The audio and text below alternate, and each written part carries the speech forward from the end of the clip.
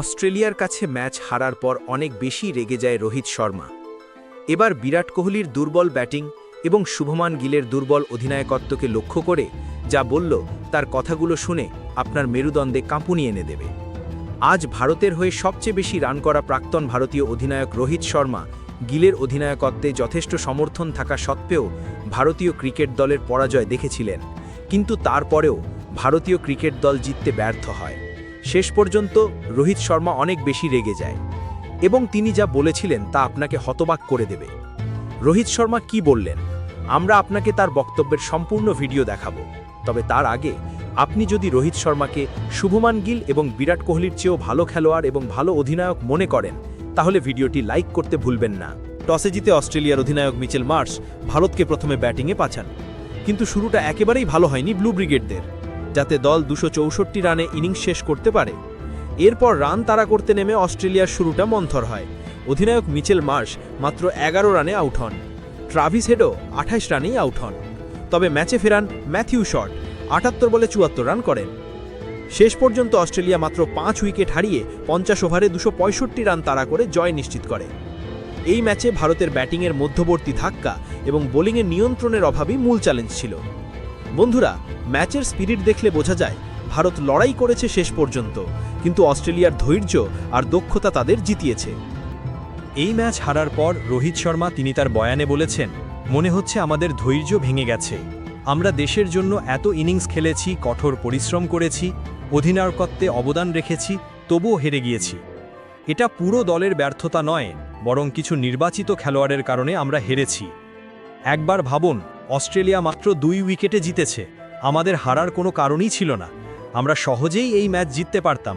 আজ ম্যাচটি আমাদের হাতে ছিল, কিন্তু শেষ পর্যন্ত আমাদের বোলাররা পারফর্ম করতে পারেনি।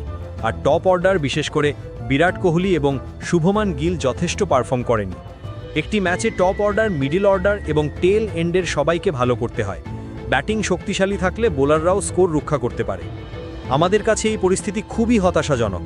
আমি এত বছর ধরে ভারতের অধিনায়কত্ব করেছি এবং বহু ম্যাচে দেশের জন্য লড়াই করেছি। কখনো কখনো আমরা জিতেছি, কখনো হেরেছি, তবে আজকের ম্যাচটি আমাদের ছিল। আমরা এই ম্যাচে সহজেই জিততে পারতাম যদি আমাদের সবাই যথাযথভাবে পারফর্ম করত। ব্যাটিং এবং বোলিং উভয় ক্ষেত্রেই আমাদের দলের পরিকল্পনা এবং প্রস্তুতি যথেষ্ট ছিল। আমাদের বোলাররা চেষ্টা করেছে, তবে কিছু মুহূর্তে চাপের মুখে তারা ঠিকভাবে নিজেকে সামলাতে পারেনি। আর টপ অর্ডার ব্যাটসম্যানরা, যারা দলের ভিত্তি, তারা যথাযথভাবে রান করতে পারেনি। বিরাট কোহলি এবং শুভমান গিলের মতো অভিজ্ঞ এবং প্রতিভাবান খেলোয়াড়দের পারফরম্যান্স আশা অনুযায়ী হয়নি। এটা মানতে হবে, একটি বড় ম্যাচে যদি টপ অর্ডার রান না করে তাহলে পুরো দলকে খুব কঠিন পরিস্থিতিতে পড়তে হয়। অস্ট্রেলিয়া মাত্র 2 উইকেটে জিতেছে, এ ধরনের ফলাফল আমাদের জন্য খুব বড় হতাশা। আমরা জানি আমাদের স্কোর যথেষ্ট ছিল এবং ম্যাচটি আমরা জিততে পারতাম, কিন্তু আমাদের দলের কিছু অংশ যথাযথভাবে পারফর্ম করতে পারেনি। বিশেষ করে টপ অর্ডারের ব্যাটসম্যানদের ভূমিকা এখানে সবচেয়ে গুরুত্বপূর্ণ। বিরাট কোহলি এবং শুভমান গিলের পারফরম্যান্স আশা অনুযায়ী হয়নি।